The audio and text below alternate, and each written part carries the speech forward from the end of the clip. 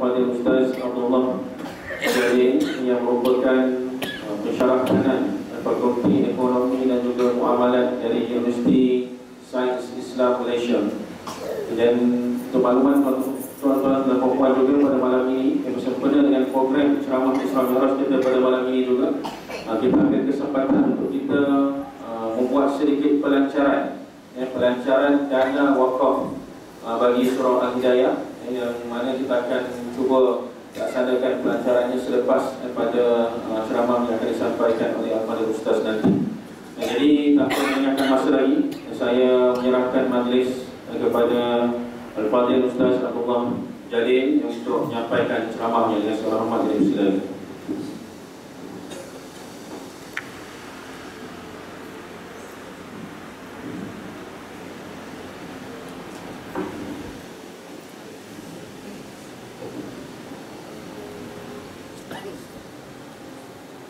Assalamualaikum warahmatullahi wabarakatuh.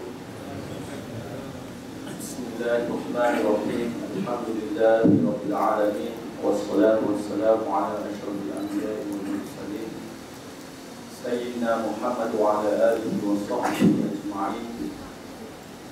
Allahumma 'allimna ma yanfa'una wanfa'na bima 'allamtana wa zidna 'ilma warzuqna fahma وفقنا في الدين وجعلنا من المخلصين المخلصين. اللهم صل على سيدنا محمد عبدك ورسولك النبي الأمي وعلى آله وصحبه وبارك وسلم كلما ذكرك الذاكرون وغفل عبدك الغافلون. أما بعد. Jadi alhamdulillah, pertama sekali saya ucapkan terima kasih kepada Pengerusi Surau Al-Hidayah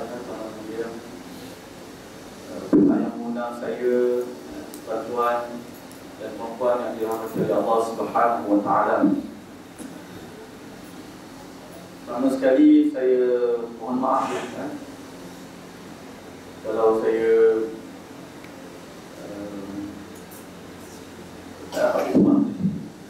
sebab saya sebenarnya saya sakit tak. Tadi saya bawakan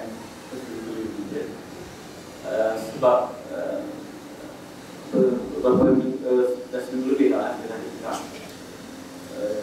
saya batalkan semua kuliah saya kecuali di sini saja.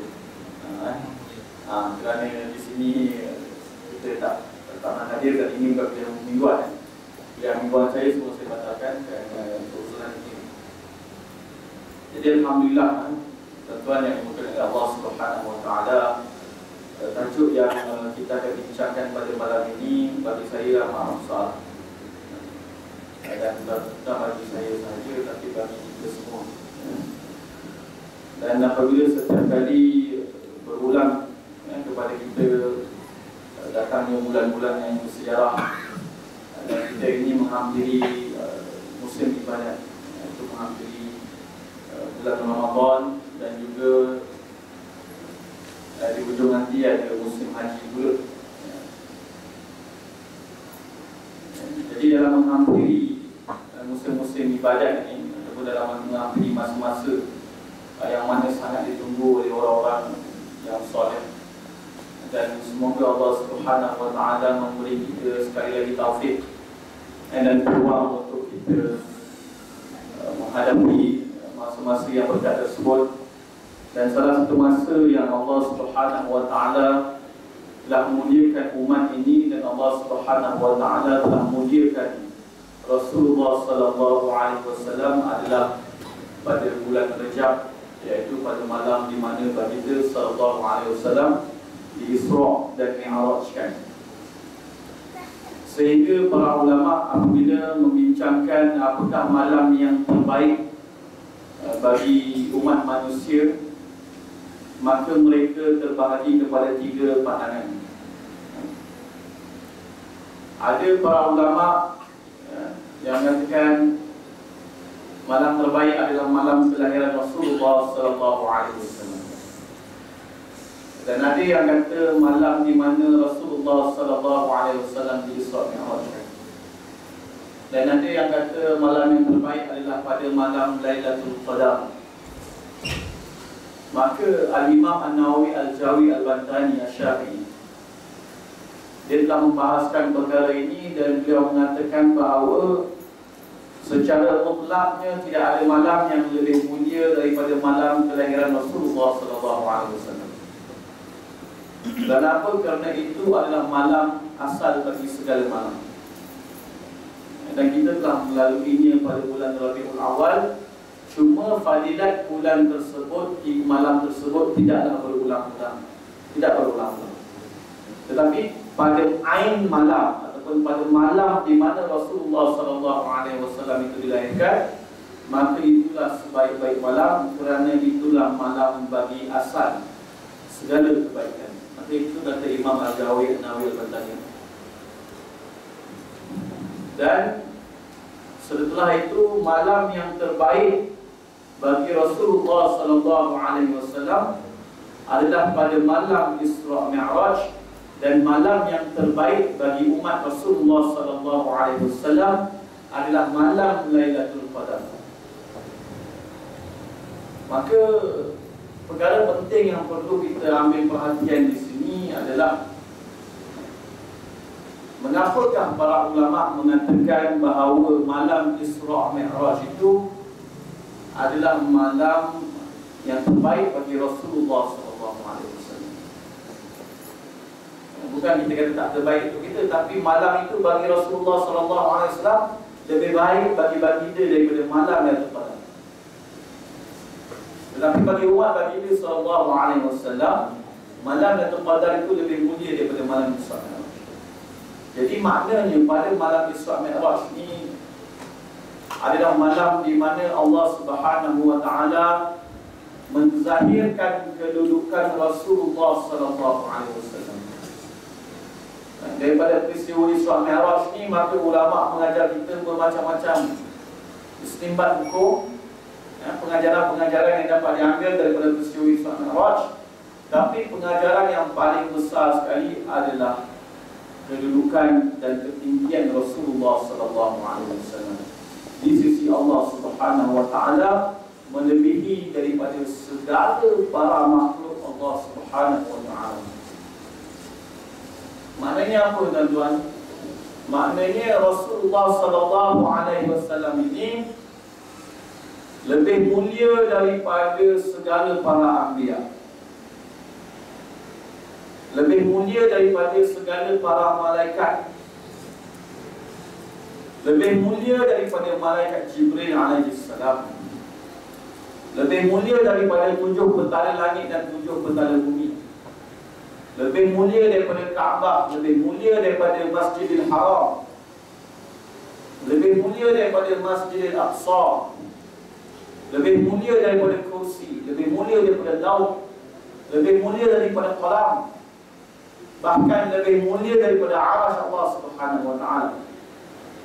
Maknanya apa? Maknanya kita kena faham bahawa apa yang telah Allah Subhanahu wa taala zahirkan kepada Rasulullah SAW ini, nak bagi kita faham kedudukan Rasulullah SAW yang sangat-sangat tinggi di sisi Allah Subhanahu wa taala, sehingga ulama kata beliaulah sebaik-baik dan semulia-mulia makhluk Allah. Kita kena merasakan begitu besarnya kedudukan Rasulullah SAW, sehingga kan apabila sampai ke Sidratul Muntaha, Jibril kata, wahai Rasulullah, aku dah tak boleh pergi lagi. Anda kata aku melepasi lagi, maka hijab, melepasi lagi hijab ini, aku akan terbang. Dan Rasulullah SAW dengan tubuh baginda SAW itu, maka Rasulullah SAW telah melintasi Sidratul Muntaha, walaupun kawasan tersebut tak dapat dilintasi oleh Sayyidina Jibril AS. Ketua para malaikat yang besar, yang sebesar-besar makhluk Allah Subhanahu wa taala pun tak dapat sampai ke tempat di mana Rasulullah SAW sampai. Bahkan tidak ada di atas badan Rasulullah, la yura alaihi athar safar, tak nampak di atas badan Rasulullah SAW ketika dalam perjalanan yang begitu jauh dalam perjalanan yang begitu panjang, tak ada sedikit pun kesan pada badan Rasulullah sallallahu alaihi wasallam. Menunjukkan apa tuan-tuan? Menunjukkan bahawa zat ataupun tubuh badan Rasulullah sallallahu alaihi wasallam ini bukan macam zat kita, bukan macam tubuh badan kita. Bukan. Saya akan baca tentang satu dua hadis berkenaan dengan tubuh badan Rasulullah sallallahu alaihi wasallam. Bahkan Rasulullah sallallahu alaihi wasallam itu lebih mulia daripada arasy Allah. Kalau kita kata arasy itu sebesar-besar makhluk Allah, lebih besar daripada syurga, lebih besar daripada neraka, lebih besar daripada kursi, lebih besar daripada segala makhluk-makhluk yang lain. Kenapa? Kerana syurga berada di bawah arasy Allah. Bumbung syurga Al-Firdaus itu, bumbungnya adalah arasy Allah Subhanahu wa ta'ala. Sebab itu bila Allah Subhanahu wa ta'ala nak menisbahkan dirinya sebagai Tuhan yang paling maha berkuasa, maka Allah Subhanahu wa ta'ala dan apa? Wa huwa rabbul 'arsyil 'azim. Maka dia adalah Tuhan arasy yang maha agung. Kenapa tuan-tuan? Kenapa Allah menisbahkan? Allah kata huwa alladhi khalaqas samawati wal arda wa huwa rabbul 'arsyil 'azim. Dialah yang menciptakan langit dan bumi, dan dialah Tuhan arasy yang maha agung. Kenapa Allah tak kata dia yang mencipta langit dan bumi, maka dialah Tuhan langit dan bumi? Sepatutnya Allah kata dia yang mencipta langit dan bumi, maka dialah Tuhan langit dan bumi. Tetapi Allah kata bagaimana dalam Al-Quran? Wa huwa alladhi khalaqas samawati wal ardh wa huwa rabbul 'arsyil 'azim. Dia yang mencipta langit dan bumi, tetapi Allah kata dia adalah Tuhan arasy yang maha agung. Kenapa? Kerana arasy adalah sebesar-besar makhluk. Sebesar-besar makhluk Allah adalah arasy. Kita yang kalau orang mukmin nanti satu hari masuk dalam syurga Allah, disangka, kalau kita menyangka bahawa syurga Allah itu adalah makhluk Allah yang paling besar, tak? Lebih zahir kudrat Allah pada penciptaan arasy berbanding dengan penciptaan syurga. Sebab itu kata Sayyidina Ali radhiyallahu ta'ala anhu, inna Allaha khalaqal 'arsya ibharan li qudratihi la makanan li dzatihi. Allah Subhanahu wa ta'ala mencipta arasy untuk menzahirkan kudrat Allah. Sebab itu bila Rasulullah ajar kita berzikir, macam mana kita nak berzikir? Subhanallah wa bihamdihi 'adada khalqihi wa ridha nafsihi wa zinata 'arsyihi. Maha suci Allah Subhanahu wa ta'ala dengan segala pujiannya, 'adada khalqihi sebanyak bilangan makhluknya, wa midada kalimati sebanyak panjang kalimatnya, wa zinata 'arsyihi dan seberat arasy. Sebab apa? Sebab arasy lagi berat daripada syurga, lagi berat daripada neraka. Itu arasy Allah Subhanahu wa ta'ala. Walaupun begitu besar dan agungnya penciptaan arasy ini, tetapi Rasulullah sallallahu alaihi wasallam lebih mulia di sisi Allah Subhanahu wa ta'ala daripada arasy. Sehingga kan ulama-ulama hadis sebahagian mereka mengatakan bahawa tanah-tanah yang bersentuhan dengan tubuh badan baginda sallallahu alaihi wasallam di makam baginda di Madinah itu lebih mulia daripada arasy Allah Subhanahu wa ta'ala. Kenapa? Kerana apabila Rasulullah sallallahu alaihi wasallam nak sampai ke sana, Rasulullah sallallahu alaihi wasallam nak mencabut kedua-dua kasut baginda sallallahu alaihi wasallam kerana teringatkan kisah Nabi Isa alaihi salam. Apabila nak sampai bermunajat kepada Allah di Bukit Tursina, maka Allah kata kepada Nabi Musa, "Fasna'na 'alaik," maka cabut bukalah kasut kamu. Ini kamu masuk ke tempat suci. Kamu masuk ke tempat suci, bukalah kasut kamu. Dan apabila Rasulullah sallallahu alaihi wasallam nak berbuat demikian, maka Allah Subhanahu wa ta'ala menegak dan menyatakan bahawa debu-debu yang jatuh itu menambahkan lagi kebanggaan pada arasy Allah Subhanahu wa ta'ala.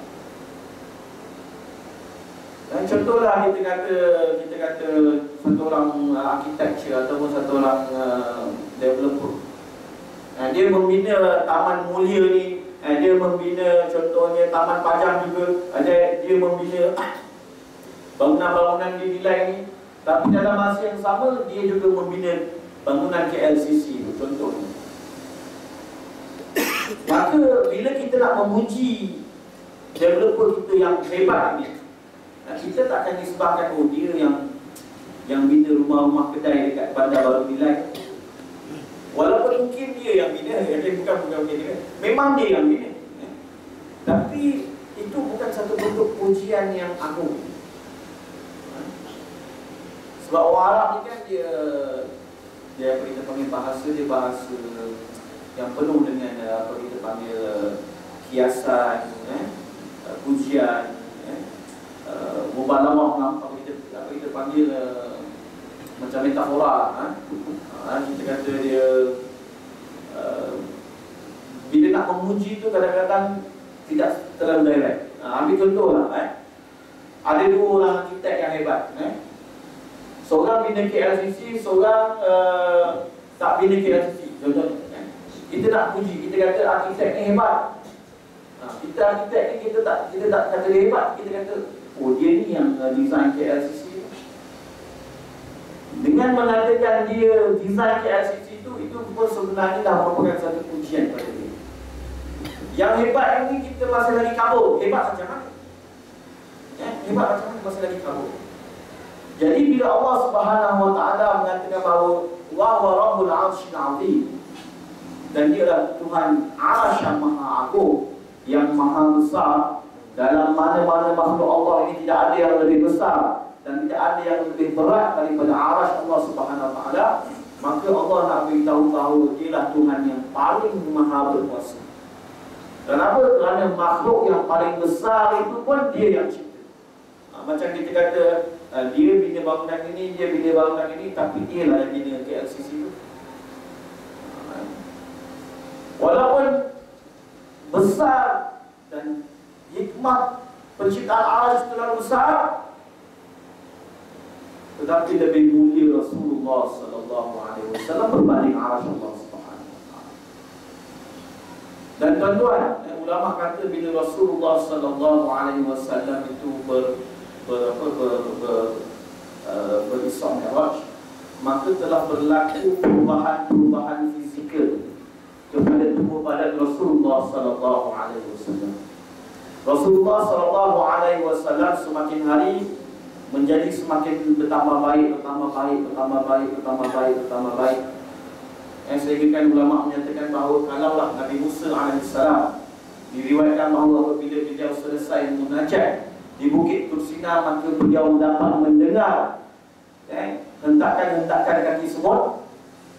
Kesan daripada ulama kata tajalli ni Allah Subhanahu Wa Taala dengan sifat kalam kepada Nabi Musa dan dengan pada pendengaran yang Allah tak kurniakan kepada Nabi Musa, sehingga kan Nabi Musa keluar daripada Bukit Tursina dapat mendengar jejak-jejak kaki semut. Maka begitulah Rasulullah Sallallahu Alaihi Wasallam apabila dikurniakan nikmat melihat Allah Subhanahu Wa Taala, maka Rasulullah Sallallahu Alaihi Wasallam telah dapat melihat depan dan belakang baginda sama sahaja. Kesan daripada Rasulullah Sallallahu Alaihi Wasallam di Isra Mi'raj. Saya baca satu hadis, dua hadis di sini nak tunjukkan bahawa Rasulullah Sallallahu Alaihi Wasallam bukan macam itu. Dan hadis ini hadis sahih. Tak boleh kita memandang Rasulullah Sallallahu Alaihi Wasallam ini dengan pandangan yang jijik atau hina hatta pada setiap tubuh badan Rasulullah. Tak boleh. Sebab apa? Sebab kita ada dengar orang yang membuat contoh-contoh yang buruk kepada Rasulullah Sallallahu Alaihi Wasallam. Yang pernah satu ketika saya duduk berjaga rukun tetangga.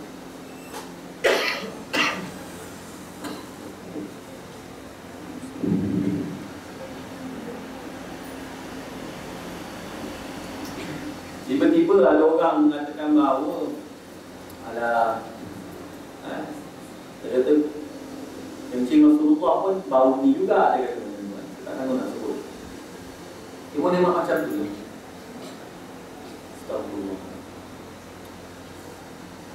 Saya kebanyakan saya kata pertama, apa yang kamu cakap ini satu dusta ke atas Rasulullah sallallahu alaihi wasallam.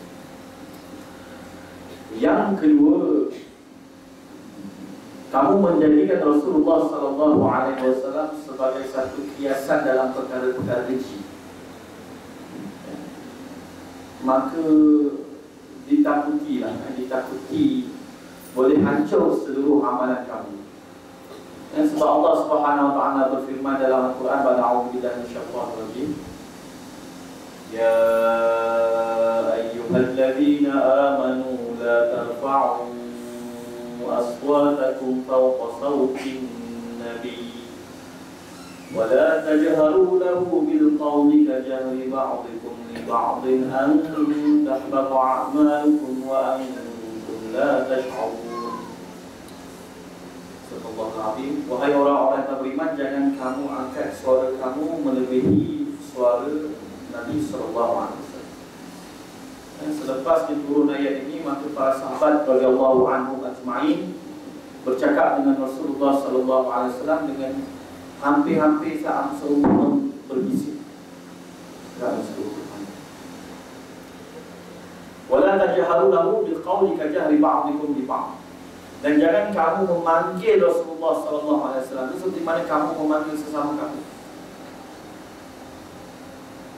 Kalau macam ni sahaja kamu lakukan, antah bapa amalukum wa antum la tash'urun.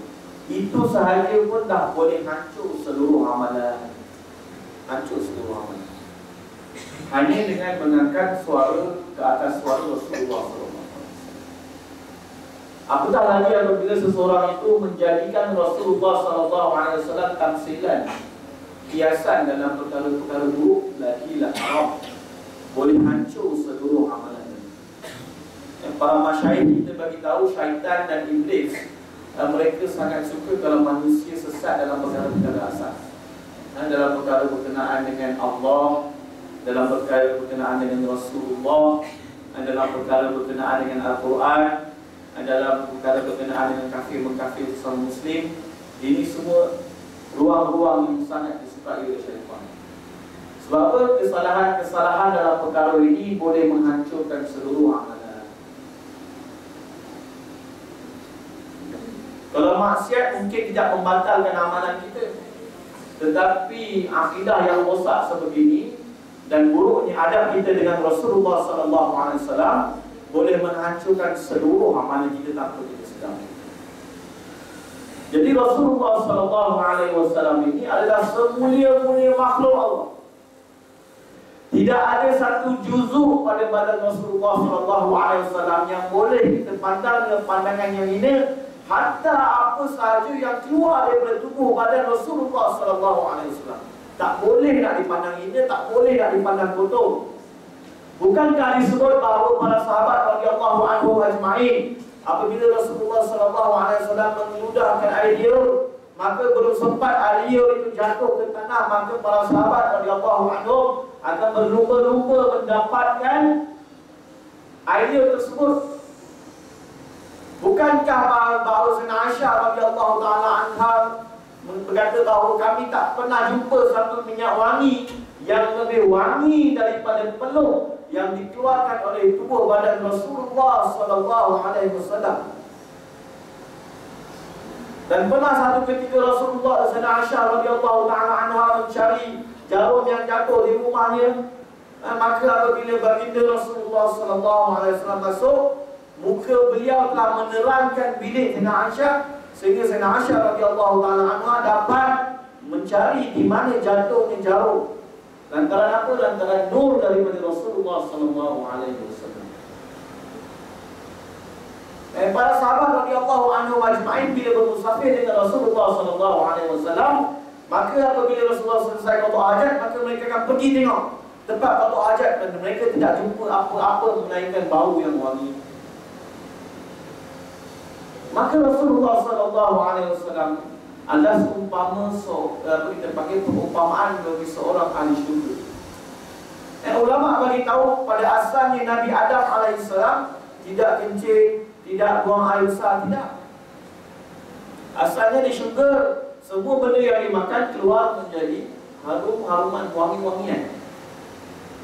Tetapi apabila Sayyidina Adam alaihissalam makan buah yang dilarang, maka pada waktu itulah buah itu mula duduk dalam perutnya beberapa ulama kata 40 hari, dan apabila diturunkan ke bumi maka mulalah anak Adam itu melakukan qada hajat. Asalnya Nabi Adam alaihissalam itu tak melakukan qada hajat, kerana di syurga itu semua benda dijadikan peluk. Kita pun belajar sains, alat pembunuhan terbesar adalah kulit. Alat pembunuhan terbesar adalah kulit. Itulah tubuh badan baginda. Ulama berkata bahawa dalam Al-Quran tu Allah sebut tubuh badan baginda. Nabi Musa alaihissalam bila nak jumpa Fir'aun, wa qala rabbi shrah li sadri, ya Allah lapangkanlah dadaku, kena minta Allah Subhanahu wa taala lapangkan dadaku. Tapi untuk Nabi Muhammad sallallahu alaihi wasallam, Nabi Muhammad tak minta pun. Allah kata alam nashrah laka sadrak, tidakkah kami lapangkan dada kamu? Nabi Ibrahim alaihissalam terpaksa minta pada Allah, ya Allah tunjukkanlah bagi aku bagaimana engkau menghidupkan yang mati. Tapi bagi Rasulullah sallallahu alaihi wasallam, maka Allah Subhanahu wa taala sebut dalam Al-Quran, linuriyahu min ayatina kubra. Kami yang nak bagi dia tengok. Dia tak minta, tapi kami yang nak bagi dia tengok. Begitu besarnya kedudukan Rasulullah sehingga ulama kata dada Rasulullah disebut dalam Al-Quran, telinga Rasulullah disebut dalam Al-Quran. Orang Yahudi mempermainkan Rasulullah. Orang munafik kata, Rasulullah tu buat uzun, dia tu dengar dia apa alasan kita bagi, dia akan dengar. Maka Allah kata udhinu khair, itulah telinga yang baik. Disebut tentang belakang Rasulullah, alladhi anqadha dhahrak. Disebut anggota-anggota Rasulullah. Kemudian disebut lisan Rasulullah, la tuharrik bihi lisanaka lita'jala bihi. Jangan kamu tergesa-gesa menggerakkan lidah kamu wahai Muhammad. Kerana apa tuan-tuan? Kerana kemuliaan zat Rasulullah sallallahu alaihi wasallam. Kemuliaan zat. Sebahagian ulama mengkategorikan ini sebagai khasais Nabi, sebahagian ulama mengkategorikan sebagai mukjizat zat Nabi.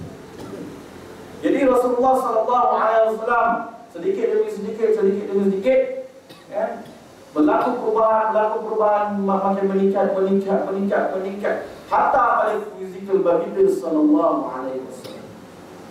Dan kita tahu bahawa peristiwa Isra dan Mi'raj ini berlaku pada tahun yang ke-11. Ya.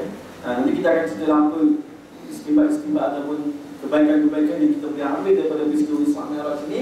Tapi sebelum itu saya nak kongsi dengan tuan-tuan hadis berkenaan dengan tubuh badan Rasulullah sallallahu alaihi wasallam, ataupun apa yang keluar daripada Rasulullah sallallahu alaihi wasallam ini tidak boleh dipandang sebagai najis. Tidak.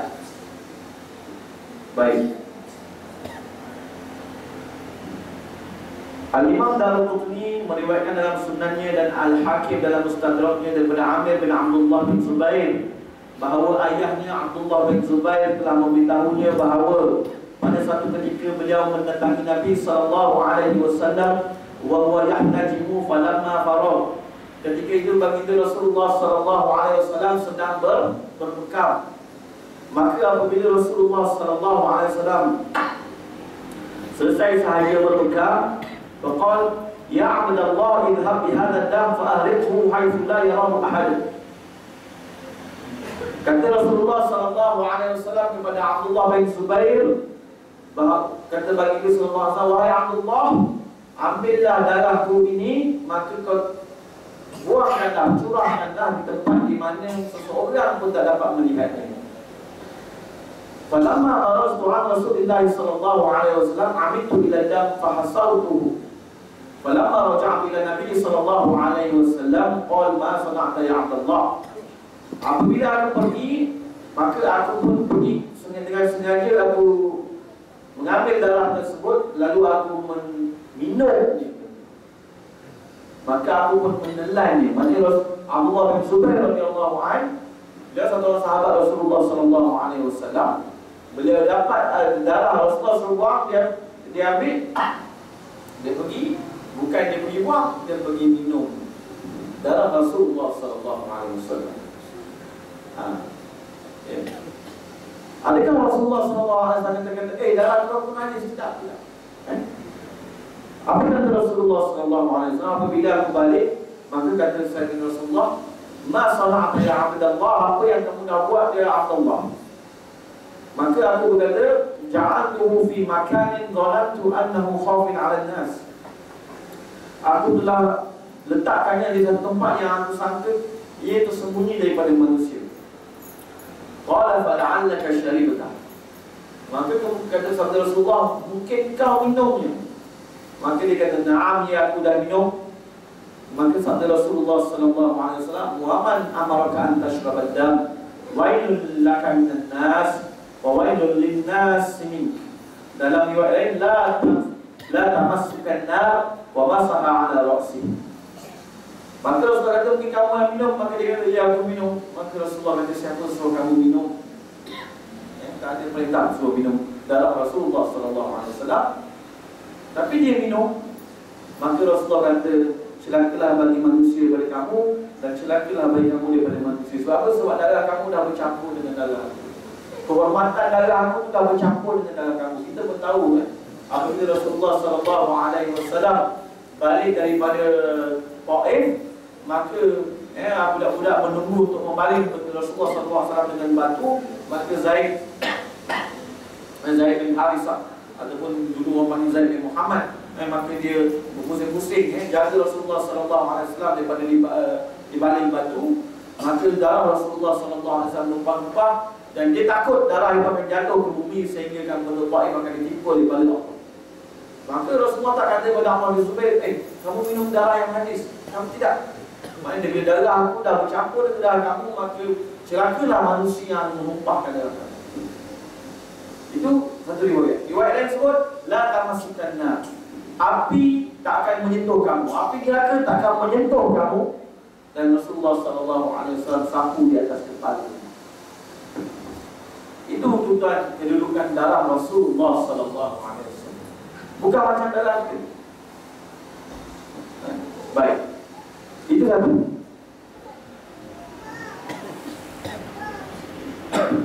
Imam Al-Haqi meriwayatkan daripada sunan, dalam sunan di Sunan Kubra, daripada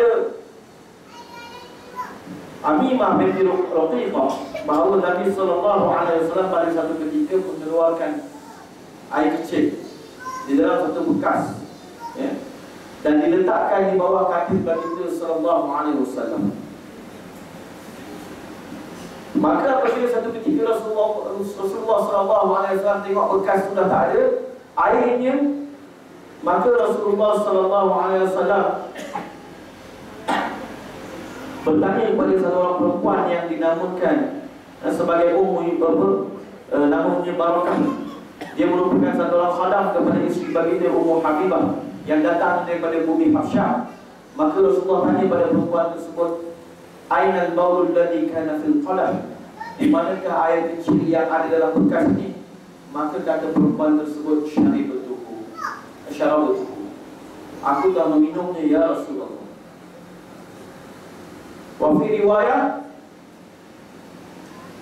dalam Musannaf Abdul Razak dan Ibnu Jurayj riwayat yang sama. Maka apa kata dalam riwayat lain, dia kata sihhatan ya Umma Yusuf. Bila minum itu Rasulullah kata, kamu telah minum najis. Tapi Rasulullah kata apa? Sihat ya Umma Yusuf. Sihatlah kamu wahai Ummu Yusuf. Dan dia fama maridat qat hatta kana maraduha alladhi matat fihi. Maka Ummu Yusuf tu tidak pernah sakit sampai bila sehinggalah sakit di mana dia meninggal padanya. Ini tentang. Bukan kita nak kata bahawa ada perintah syariat minum darah Rasulullah, ada perintah syariat minum air kecil Rasulullah. Tak ada, tuan-tuan. Tetapi apabila dilakukan, Rasulullah sallallahu alaihi wasallam tak mengatakan perkara tersebut haram. Rasulullah bahkan doakan lagi bagi orang yang melakukannya. Allahu Akbar. Maknanya tidak ada satu badan pun daripada darah, daripada tubuh badan Rasulullah sallallahu alaihi wasallam ini yang boleh dipandang hina. Tak ada. Itulah kekuatan tubuh badan ataupun itulah kemuliaan tubuh badan Rasulullah sallallahu alaihi wasallam yang dizahirkan kemuliaannya pada malam Lailatul Qadar yang kita katakan lebih mulia daripada seluruh makhluk Allah. Sehingga kan setiap ahli malaikat, malaikat-malaikat yang diperintahkan hanya untuk sujud, tak pernah bangun, hanyalah bangun untuk memberi salam kepada Rasulullah sallallahu alaihi wasallam. Hanyalah bangun untuk menjawab salam Rasulullah sallallahu alaihi wasallam. Ada malaikat yang dicipta oleh Allah terus sujud, tapi pada malam di mana Rasulullah sallallahu alaihi wasallam berisra Mi'raj, maka malaikat ni satu ketika itu sajalah bangkit daripada sujud mereka dan menjawab salam Rasulullah sallallahu alaihi wasallam. Itu tuan kemuliaan. Langit pertama, langit kedua, langit ketiga, dan sukalah saya berkongsi sangat dengan tuan-tuan. Ini kita ambil daripada guru kita, tapi saya cari kita pun tak jumpa lah. Cuma kita adalah bawa sebahagiannya. Di antara perkara-perkara yang kita akan dapat bila kita belajar hadis Isra Mi'raj ini adalah kita kena jawab salam yang disampaikan oleh Nabi Ibrahim AS kepada kita. Mungkin nanti sebahagian tuan-tuan yang nak jawab salam tersebut, tapi kalau ada yang perlu, kita jawab pada malam ini lah. Kenapa? Kerana dalam kisah Mi'raj yang begitu panjang, ada ulama melihatnya secara berpisah-pisah. Tetapi ada sebahagian ulama yang cuba menghimpunkannya daripada awal sampai akhir, panjang juga. Kisahnya panjang. Tetapi di antara kisah-kisah tersebut ada di mana Nabi Ibrahim AS menyampaikan salam kepada kita, dan ketika kita belajar, maka Syekh berkata, okey, kamu dah jawab salam Nabi Ibrahim dulu. Dan Nabi Ibrahim, tuan-tuan, walaupun dia telah wafat beribu tahun meninggalkan kita, tapi dia masih lagi memberi salam kepada kita dan memberi pesan kepada kita. Maknanya apa, tuan-tuan? Maknanya para anbiya ini walaupun mereka telah wafat, mereka masih lagi mampu memberi nasihat dan manfaat kepada orang yang selepas mereka. Nanti kita akan cerita sedikit apa yang berlaku, insya-Allah. Ya. Abdullah bin Mas'ud radhiyallahu anhu berkata, Rasulullah sallallahu alaihi wasallam telah bersabda, "Laqitu Ibrahim lailata usriya bi." Aku telah berjumpa dengan Nabi Ibrahim alaihissalam pada malam aku diisrakan. Isra' ni maknanya perjalanan malam. Mi'raj maknanya perjalanan daripada bumi ke langit, daripada bawah ke atas. Okey. Faqala ya Muhammad. Maka Nabi Ibrahim alaihissalam kata kepada Nabi Muhammad sallallahu alaihi wasallam, "Ya Muhammad, aqri ummataka minni salam." Wahai Nabi Muhammad, wahai Muhammad, sampaikanlah kepada umatmu salam dariku. Nabi Ibrahim disalam pada kita, tuan-tuan, maka kita jawablah, wa alaika wa alaihis salam. Wa alaika wa alaihis salam. Wa akhbirhum, dan khabarkanlah kepada mereka, annal jannata thayyibatul turba, 'azbatul ma' wa annaha qi'an. Dan beritahulah kepada umatmu, wahai Muhammad, bahawa sesungguhnya syurga itu tanahnya sangat subur, sangat baik, airnya sangat jernih lagi bersih, wa annaha qi'an, dan sesungguhnya ia adalah umpama tanah yang lapang tanpa pokok. Itu Nabi Ibrahim bagi kepada kita. Dan syurga ni apa dia? Tanahnya subur, baik, airnya jernih, bersih, tetapi dia umpama tanah lapang. Qi'an ni tanah lapang tanpa pokok. Wa anna ghirasaha, dan tanamannya, bagaimana nak memperbanyakkan tanaman di syurga. Kata guru kita, tanaman pokok di syurga ni bukan macam pokok di dunia. Dia satu pokok tapi ada bermacam-macam buah dalam. Bila kita nak saja, buah yang mana yang kita nak tu akan datang terus. Bahkan bila pergi Selangor ni mengeluarkan irama dan begitu banyak lah. Dan kalau ada satu pokok pun kita dah luar biasa lah. Jadi macam mana kan nak berbanyakkan tanaman-tanaman di syurga ni tuan-tuan?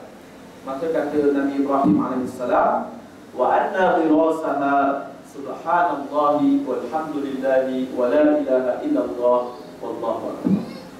Dan nak banyakkan tanaman kamu di syurga, kata Nabi Ibrahim, ialah dengan berzikir subhanallah walhamdulillah wa la ilaha illallah wallahu akbar, maka akan ditumbuhkan satu pokok di syurga. Itulah tuan-tuan, ulama kata tasbih ini adalah, zikir ini adalah tanaman syurga. Kenapa? Kerana telah disediakan tempat untuk kita, dan bagaimana nak bercocok tanam adalah dengan zikrullah subhanallah walhamdulillah wa la ilaha illallah wallahu akbar. Maka ini adalah pesanan dari Nabi Ibrahim AS. Di antara perkara-perkara yang boleh kita amalkan dalam peristiwa Isra dan Mi'raj ini. Baik, satu perkara yang luar biasa, Rasulullah SAW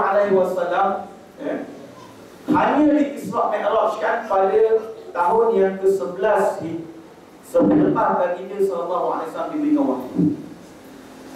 Soalan kita, apakah amalan Rasulullah SAW dan apakah amalan para sahabat baginda SAW sebelum Rasulullah SAW diberi perintah solat?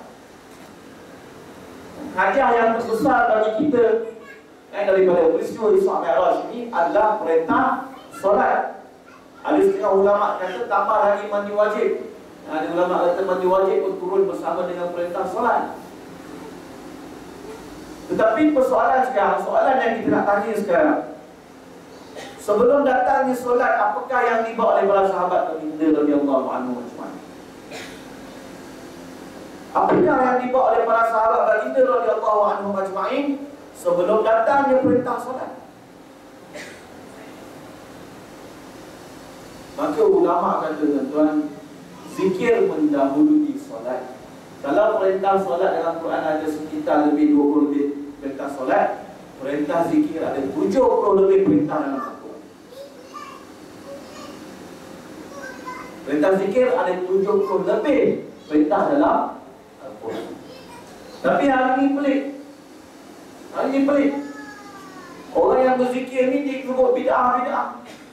Zikir bersemayang bid'ah, zikir tahlil orang kata bid'ah, zikir itu bid'ah, zikir ini bid'ah. Sedangkan zikir itu telah disyariatkan lebih awal daripada solat. Menyebut nama-nama Allah, menyebut sifat-sifat Allah. Apabila orang mengazab Sayyidina Bilal radhiyallahu anhu dan kata pada Sayyidina Bilal sebut Lata wal Uzza, Lata wal Uzza, maka kata Sayyidina Bilal ahadun ahad. Orang sebut Lata dan Uzza, tapi dia sebut ahadun ahad. Maka selepas syahadah, setelah mereka memasuki Islam tuan-tuan, pada awal-awal Islam, perkara pertama yang mereka lakukan adalah berzikir kepada Allah Subhanahu Wa Taala. Sebab itulah ulama kata, apabila setiap amalan Islam, rukun Islam itu mempunyai sokongan, solat ada solat sunat, puasa ada puasa sunat, zakat ada sedekah, haji ada umrah, maka syahadah la ilaha illallah ni apakah dokongan dan sokongan? Maka ulama kata zikrullah, zikir kepada Allah. Tapi hari ini orang pandang pelik. Sedangkan dia lebih awal daripada solat. Sebab itulah Rasulullah kata pada al-Islamu ghariba fa sayaudu ghariba. Islam mula asing dan akan kembali asing. Asingnya di mana? Ketika di Mekah tu asing, dan akan kembali asing. Amalan yang menjadi barang utama di Mekah itu menjadi asing. Dan kita ambil ringan tentang usaha-usaha zikir. Sedangkan zikir itulah yang menjadi sebab masuk ke syurga, asas kepada la ilaha illallah Muhammad Rasulullah. Dan zikir ini akan kekal sampai ke syurga. Di syurga nanti dah tak ada haji, dah tak ada puasa, dah tak ada solat, tapi zikir masih ada. Allah Subhanahu Wa Taala menyebut amalan orang apabila masuk ke syurga, wa akhiru da'wahum alhamdulillahi rabbil alamin. Bila masuk syurga, apa yang mereka sebut? Alhamdulillahirabbil alamin. Dan di syurga nanti ada amalan zikir dan ziarah menziarahi. Penting tuan-tuan. Amalan yang mendahului solat. Sebab itu disebut fadzakir apa? Fasabbih bismi rabbik. Apa? Allahumma shalli ala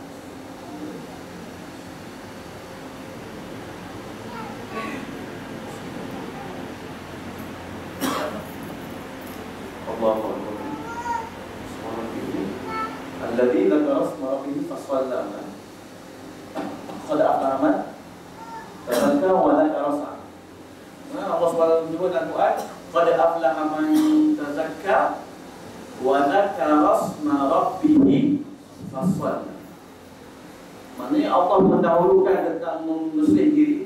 Berjayalah orang yang berjaya membersihkan dirinya. Wa dzakara isma rabbih fasalla. Dan menyebut nama Tuhannya, berzikir tentang nama Tuhannya, lalu bersolat. Allah Subhanahu wa taala menyebut solat. Dan bila Allah kata kepada Nabi Ibrahim, wa aqimis solata lidzikri, dan dirikanlah solat untuk berzikir kepadaku, untuk mengingati aku. Makanya roh solat itu adalah zikrullah. Zikrullah itu lebih awal datang daripada solat. Zikrullah itu lebih banyak diperintahkan dalam Quran daripada solat. Tetapi kenapa kita ambil dengan? Kerana apa? Kerana kembali aspek tentang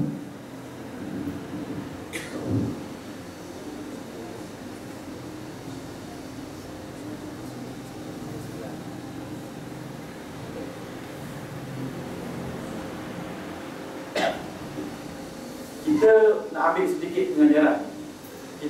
sedikit pengajaran. Daripada kisah Isra Mi'raj. Terlalu banyak. Tapi kita nak ambil sedikit pengajaran daripada kisah Isra Mi'raj, yang mana para ulama telah ajar kepada kita pengajaran-pengajaran yang kita kena ambil. Pertamanya apa, tuan-tuan? Pertamanya, apabila Rasulullah SAW berisra Mi'raj, maka Rasulullah SAW telah berhenti di 3 tempat. Pertama, Rasulullah SAW berhenti di Madinah. Maka Jibril AS suruh Rasulullah SAW turun daripada Buraq. Kita pun tahu Buraq ini binatang yang di antara himar dengan bagal. Disebut pada asalnya Buraq ini panjang di saya. Maknanya dia ni bila Rasulullah nak duduk tu dia macam orang kata macam jual mahal. Maka saya Jibril kata pada Buraq, wahai Buraq, sebab Buraq ni kenderaan para nabi, ya. Maka kata Sayyidina Jibril pada Buraq tu, kenapa kamu begini wahai Buraq? Demi Allah, tidak ada makhluk yang lebih mulia daripada dia yang akan duduk atas kamu. Maka Buraq pun kita tahu memberi kebenaran stesen lah, menjadi stesen yang pada asalnya agak liar. Kemudian Rasulullah SAW duduk, dan Rasulullah kata setiap langkah-langkahnya itu adalah ufuk. Maksudnya setiap langkahnya adalah pandangan yang kita dapat lihat. Dan apabila Rasulullah SAW sampai di Madinah, maka Rasulullah SAW diperintahkan oleh Sayyidina Jibril untuk turun dan bersembahyang. Dan bila ditanya apakah tempat ini, maka kata Jibril, tinggal Taibah di mana kamu akan berhijrah. Kemudian Rasulullah SAW naik lagi dan berhenti di sebelah kubur Nabi Musa alaihissalam. Dan Nabi Sayyidina Jibril alaihissalam memerintahkan Rasulullah SAW pada waktu tersebut untuk turun juga daripada Buraq. Kerjakan lagi solat sunat 2 rakaat berdekatan dengan kubur Nabi Musa alaihissalam. Dan apa kata Rasulullah SAW?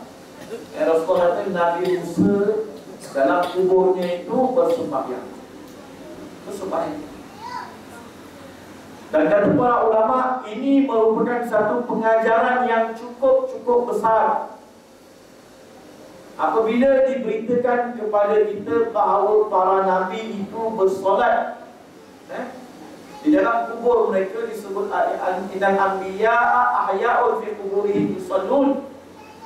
Sesungguhnya para nabi itu hidup di dalam kubur-kubur mereka bersolat. Maka para ulama mengatakan bahawa ini menunjukkan ibadat para nabi itu ibadat di atas kehambaan dan kecintaan, bukan kerana tuntutan semata-mata. Kerana apa? Kerana kalau tuntutan mereka dah tak ada tuntutan, mereka dah wafat. Tidak ada lagi tuntutan taklif ke atas mereka untuk mengerjakan solat. Tetapi mereka tetap bersolat dan beribadat dalam kubur-kubur mereka.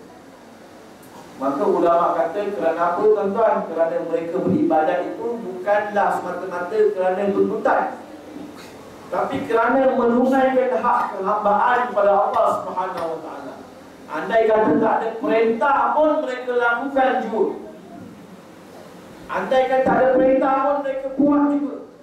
Nak tunjuk apa? Tunjuk peringkat ibadat mereka itu di luar ataupun melebihi ibadat taklif. Sebab apa tuan-tuan? Dan setengah ulama-ulama mereka tidak suka melihat amalan ibadat itu dalam bahasa taklif. Taklif ni beban. Mereka tak mahu melihat ibadat itu sebagai beban. Seperti mana kata Abu Yazid Al-Bustami, nahnu qaumun rufi'at anna takalif. Kata Abu Yazid Al-Bustami, tuan-tuan tahu Abu Yazid Al-Bustami ini dikenali sebagai Sultanul Arifin. Ada imam orang-orang arifin, orang-orang yang dekat dengan Allah Subhanahu Wa Taala. Maka dia kata, nahnu qaumun rufi'at anna takalif. Kami satu kaum yang diangkat daripada bahu-bahu kami ini bebanan-bebanan. Maka ada sebagai orang yang tidak faham kata-kata beliau ni, dia kata, tengok, mereka ni kata dah tak ada tuntutan syariat. Bukan begitu tuan-tuan. Maksud mereka ialah kami tidak melihat ibadat-ibadat yang kami kerjakan ini sebagai satu bebanan, tetapi kami melihat sebagai satu kurniaan daripada Allah Subhanahu Wa Taala, dan sebagai satu taufik daripada Allah Subhanahu Wa Taala. Begitulah para nabi. Mereka walaupun telah diangkat taklif mereka, tetapi mereka tetap melakukan ibadat kepada Allah Subhanahu Wa Taala. Itu satu. Yang kedua, ini menunjukkan bahawa kita disunatkan menziarahi kubur-kubur para nabi, dan ulama kata dikiaskan juga kubur-kubur orang yang soleh, sehingga kan kamu akan dapat merasakan bahawa kehidupan orang soleh dan kehidupan para nabi dalam kubur itu lebih hakiki daripada kehidupan kamu di atas dunia. Kenapa? Kerana para nabi ini dan orang soleh ini, mereka walaupun mereka telah melalui kewafatan, mereka tidak akan melalui lagi kewafatan kali kedua.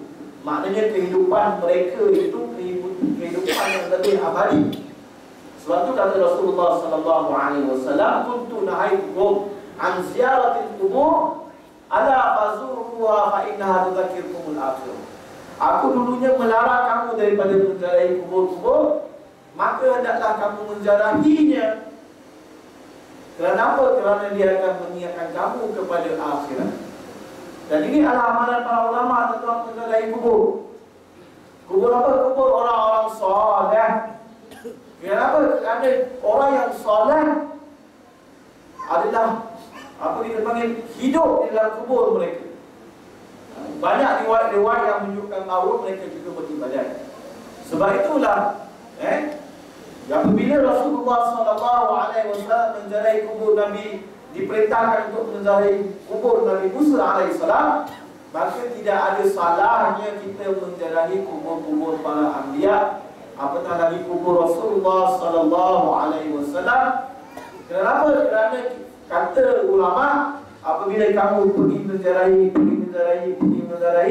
kamu akan faham bahawa mereka itu lebih kekal daripada kamu. Mereka telah lalu ke atas mereka kematian, sedangkan kamu belum lagi kematian berlaku ke atas kamu. Maka kehidupan mereka itu kehidupan tanpa mati, dan kehidupan kamu ini kehidupan dengan mati. Kehidupan mereka itu lebih abadi.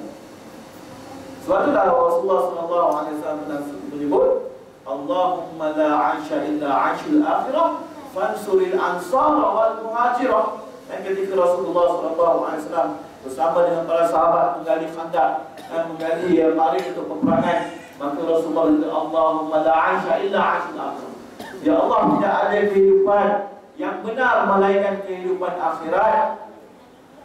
Apabila kita pergi ziarah kubur dan pergi mendekati para ulama, maka kita akan faham bahawa kehidupan orang yang telah mati itu adalah kehidupan yang lebih abadi, yang tidak ada lagi kematian. Kita pun tahu tuan-tuan, dalam hadis sahih di mana apabila semua ahli syurga dan ahli neraka telah dimasukkan ke dalam syurga dan neraka, maka Allah Subhanahu Wa Taala akan memerintahkan malaikat, satu orang malaikat, dia akan membawa satu ekor kambing biri-biri. Maka disembelih, ditanya pada ahli syurga, wahai ahli syurga, kamu tahu tak apa ini? Maka ahli syurga itu adalah mati. Ditanya lagi pada ahli neraka, wahai ahli neraka, kamu tahu tak apa kambing ini? Maka dia kata itu adalah mati.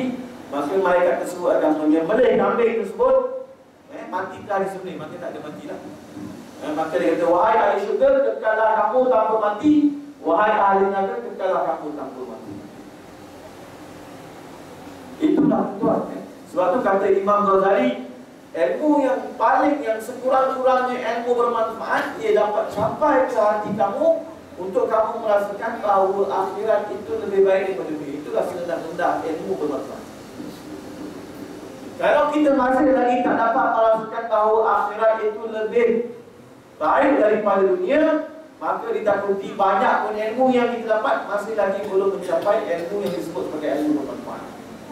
Masih lagi kekal mendahulukan dunia, masih lagi kekal melihat kemuliaan agama, masih lagi dia dapat kerana ilmu yang diterima belum lagi mencapai ilmu bermanfaat. Baik. Kemudian Nabi Muhammad SAW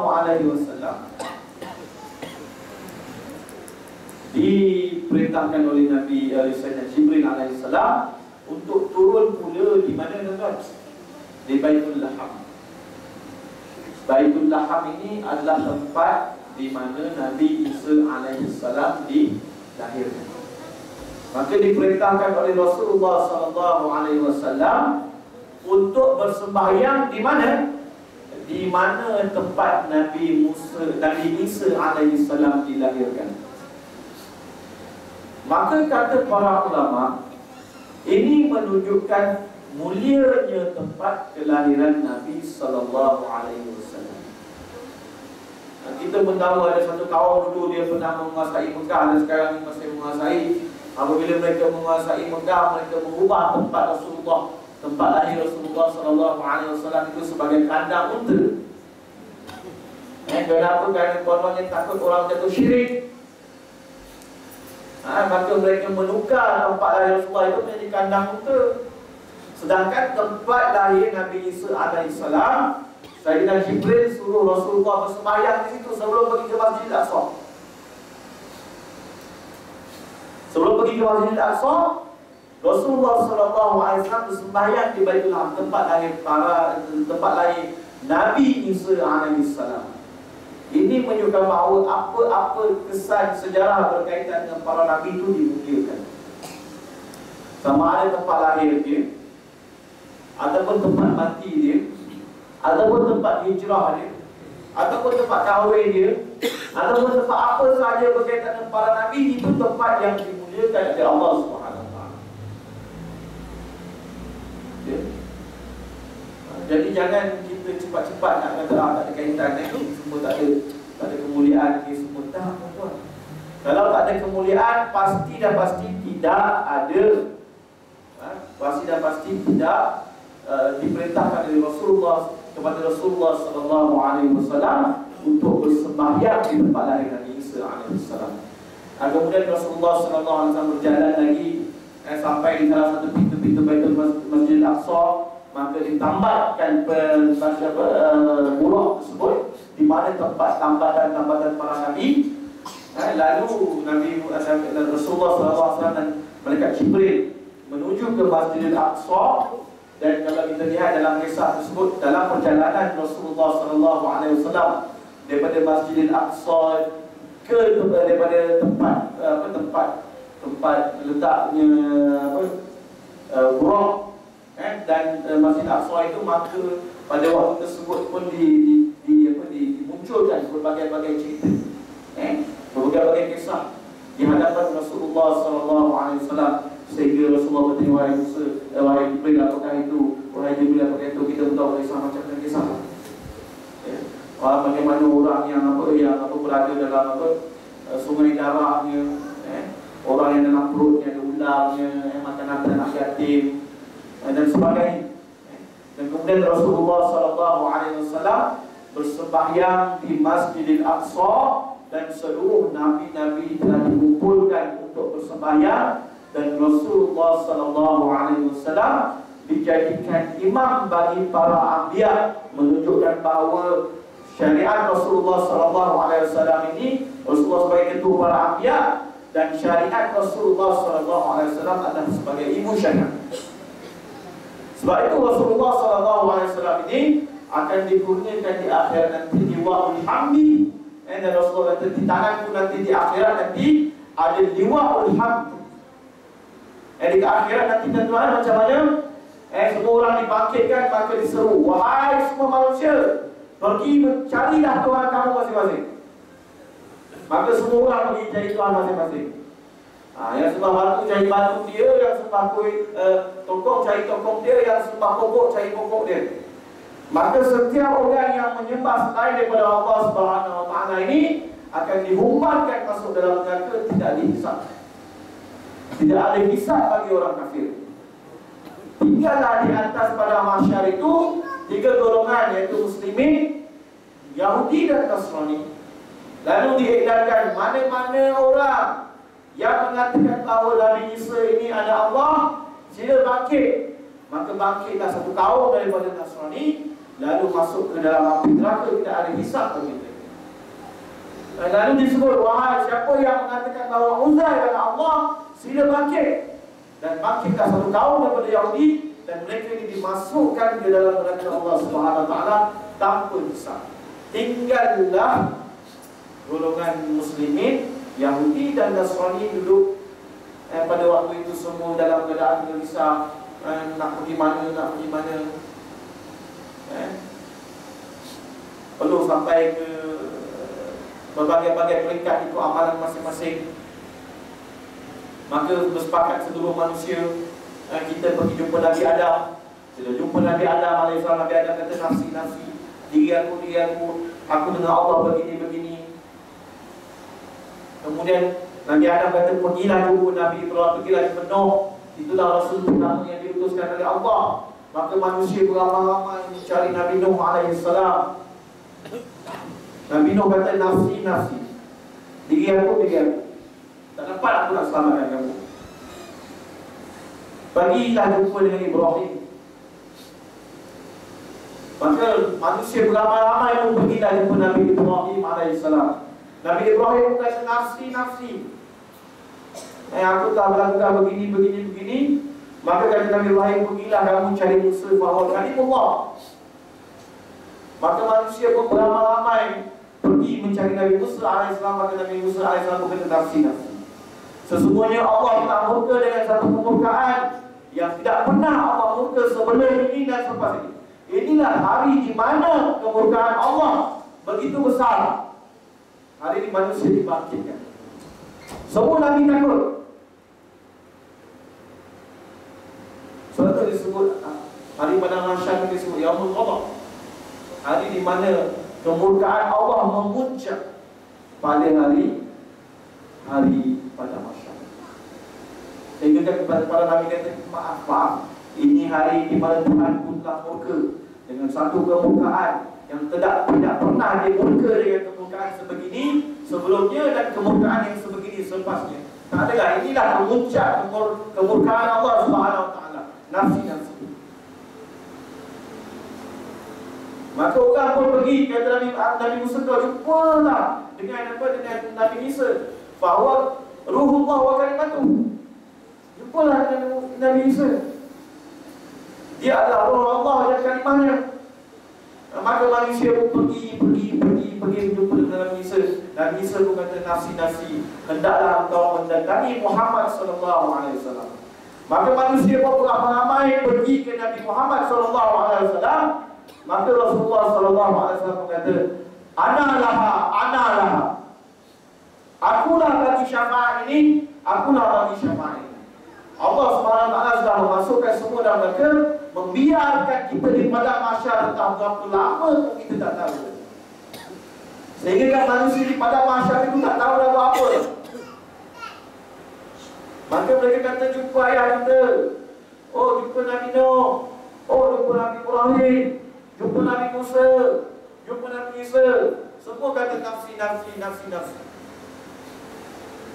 Sehinggalah jumpa Rasulullah sallallahu alaihi wasallam. Maka Allah Subhanahu wa taala kata, ana laha, akulah bagi syafaat ini. Maka Rasulullah sallallahu alaihi wasallam akan sujud di bawah arasy sehingga dia memberi syafaat. Kemudian dia mengetuk pintu syurga. Maka penjaga syurga kata, siapa kamu? Maka kata Rasulullah, aku Muhammad, kata pintu syurga. Aku dilarang untuk dibukakan kepada sesiapa sebelum daripada kamu. Dan seluruh umat-umat lain diharamkan masuk ke syurga sebelum kamu masuk ke syurga. Maka dipanggil umat Nabi Muhammad SAW. Maka umat Nabi Muhammad SAW datang dengan anggota wudhu yang bersinar-sinar. Sehingga umat-umat yang lain mengatakan bahawa, adakah mereka ni semua para Nabi? Maka setiap 70,000 orang yang masuk syurga tanpa hisab akan membawa bersama mereka 70,000 orang lagi yang masuk syurga tanpa hisab. Sehinggalah menjadi ahli syurga itu 1/2 umat Rasulullah SAW adalah ahli syurga. 1/2 ahli syurga adalah umat Rasulullah SAW. Dan semua Nabi akan berpayung di bawah liwa al-hamdi, liwa ataupun bendera yang dibawa oleh Rasulullah sallallahu alaihi wasallam.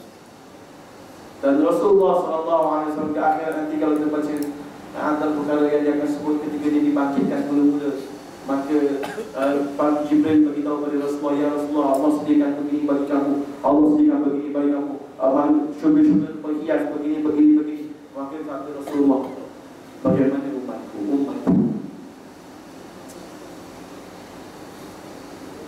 Dan tuan-tuan, ulama kata siapa yang telah mendengar hadis ini dekat akhirat nanti dia akan terus cari Rasulullah SAW. Ini hadis Bukhari. Dan ada banyak riwayat disebut dalam ini.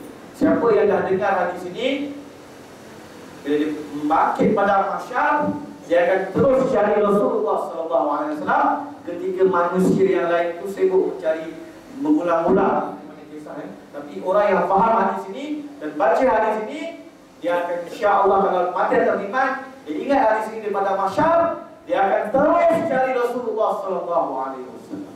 Maka Rasulullah kata, wailun liman lam yara hadzal wajh yaumil qiyamah. Celakalah orang yang tak dapat tengok wajah Rasulullah sallallahu alaihi wasallam pada itu. Itu kedudukan Rasulullah di Masjid Al-Aqsa. Rasulullah sallallahu alaihi wasallam menjadi imam kepada para nabi. Di akhirat nanti akan nampak bahawa Rasulullah SAW ada imam bagi segala manusia, segala makhluk. Itulah Rasulullah SAW.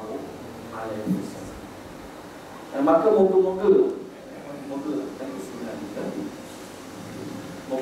lah kita dengan serba sedikit peringatan yang sampai kepada kita, kita cubalah serba sedikit menanam rasa cinta kita, rasa bertuahnya kita, rasa syukur kita di atas iman Allah Subhanahu wa taala, menjadikan kita daripada umat Nabi Muhammad sallallahu alaihi wasallam golongan yang paling ramai yang akan masuk di syurga Allah Subhanahu wa taala. dan umat yang paling dimuliakan, dibanggakan di akhirat nanti, sehingga kan ada Nabi pernah memohon untuk menjadi umat ini, tuan-tuan. Dan tuan-tuan tahu Nabi, kisah Nabi Musa alaihissalam. Nabi Musa apa kita panggil, diberitahu tentang kemuliaan Rasulullah, maka dia minta untuk menjadi Nabi akhir zaman. Maka kata Allah Subhanahu Wa Taala, aku tak tentukan bagi ini dan kamu lebih awal. Maka Nabi Musa minta untuk menjadi umat Nabi Muhammad sallallahu alaihi wasallam. Tapi kata Allah, kamu as-sabiqun, mereka itu akhirun. Itu sekali, begitu sekali tuan-tuan kemuliaan kita. Kerana apa? Kerana kemuliaan Rasulullah sallallahu alaihi wasallam. Moga-moga sedikitlah pada malam ini kita dapat sedikit memahami kemuliaan yang ditunjukkan oleh Allah Subhanahu Wa Taala pada Rasulullah sallallahu alaihi wasallam, dan kemuliaan yang Allah Subhanahu kurniakan kepada kita melalui amalan salat dan melalui kedudukan Rasulullah sallallahu alaihi wasallam. Kita doa sedikit, kemudian kita boleh buat. Tidak ada persoalan. أعوذ بالله من الشيطان الرجيم. بسم الله الرحمن الرحيم. الحمد لله رب العالمين، والصلاة والسلام على أشرف الأنبياء والمرسلين سيدنا محمد وعلى آله وصحبه أجمعين. اللهم علمنا ما ينفعنا وانفعنا بما علمتنا وزدنا علما وارزقنا فهما وفقهنا في الدين واجعلنا من المخلصين المخلصين. اللهم أرنا الحق حقا وارزقنا اتباعه وأرنا الباطل باطلا وارزقنا اجتنابه. Ya Allah, hidupkanlah kami di atas sunnah Nabi Muhammad sallallahu alaihi wasallam. Ya Allah, matikanlah kami di atas agama Nabi Muhammad sallallahu alaihi wasallam. Ya Allah, bangkitkanlah kami di kalangan umat Nabi Muhammad sallallahu alaihi wasallam. Ya Allah, jadikanlah kami orang-orang yang akan menerima syafaat Nabi Muhammad sallallahu alaihi wasallam. Ya Allah, masukkanlah kami, ya Allah, berikanlah kami minum daripada tenaga Nabi Muhammad sallallahu alaihi wasallam dengan minuman yang tidak akan ada hari lagi bagi kami lepasnya. Dan masukkanlah kami ke dalam syurga bersama Nabi Muhammad sallallahu alaihi wasallam. Dan berilah kami rezeki untuk memandang kepada wajah baginda Rasulullah sallallahu alaihi wasallam. Rabbana atina fid dunya hasanah wa fil akhirati hasanah wa qina adzabannar. Sallallahu ala sayyidina Muhammad wa ala alihi wa sahbihi wasallam. Subhana rabbika rabbil izzati amma yasifun wa salamun ala al-mursalin walhamdulillahi rabbil alamin. Taqabbalallahu minkum.